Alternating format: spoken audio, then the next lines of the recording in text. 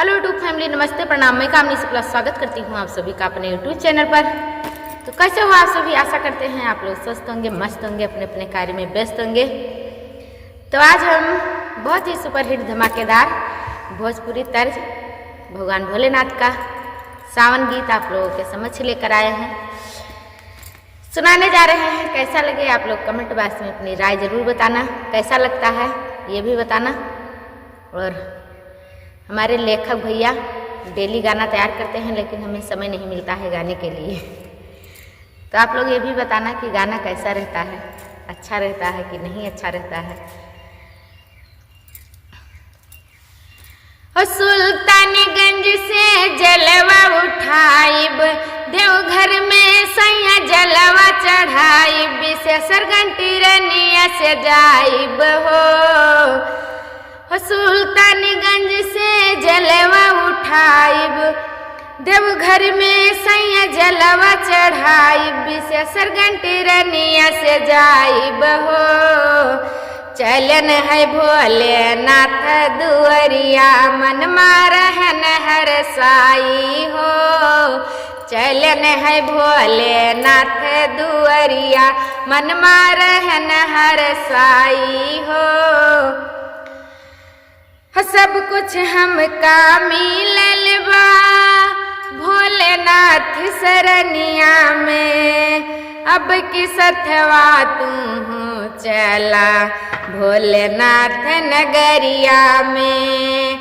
सब कुछ हमका मिलल बा भोलेनाथ सरनिया में, अब की सथवा तू चला भोलेनाथ नगरिया में हो। विशेषरगंज बजरिया से कांवर ले आवा, एक सैया गेरुहा कपड़ा सियावा। हो विशेषरगंज बजरिया से कांवर ले आवा, एक सैया गेरुहा कपड़ा सियावा। सुया पहाड़ के करब चढ़ाई हो, चलन है भोलेनाथ दुअरिया, मन रहन हर साई हो। चलन है भोलेनाथ दुअरिया। सुल्तानगंज से जलवा उठाइब, देवघर में सैया जलवा चढ़ाइब, विशेषरगंज टिरनिया से जाइब हो। चलन है भोलेनाथ दुअरिया, मन रहन हर साई हो।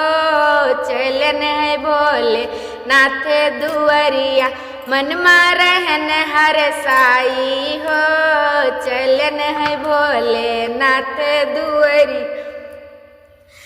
उनसे नाता जोड़िल सैया भोलेनाथ त्रिपुरारी से, लीला उनकर अपरंपार है, मांगन मांगो त्रिपुरारी से।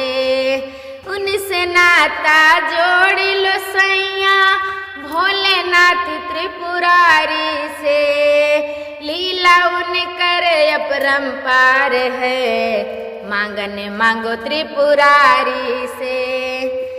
चल के बनारस में गंगा नहाइब, काशी विश्वनाथ के जलवा चढ़ाइब। चल के बनारस में गंगा नहाइब, काशी विश्वनाथ के जलवा चढ़ाइब। डीके के संघवा जाइब हो, चलन है भोलेनाथ दुअरिया, मन रहन हर साई हो। चलन है भोलेनाथ दुअरिया, मन रहन हर साई हो। कैसा लगा आप सभी को हमारा ये भोजपुरी तर्ज सावन गीत? आप लोग कमेंट में से अपनी राय जरूर बताना। और वीडियो हमारा अच्छा लगे तो आप लोग शेयर भी कीजिए। धन्यवाद। मिलते हैं अगले गाने के साथ, तब तक के लिए जय भोलेनाथ।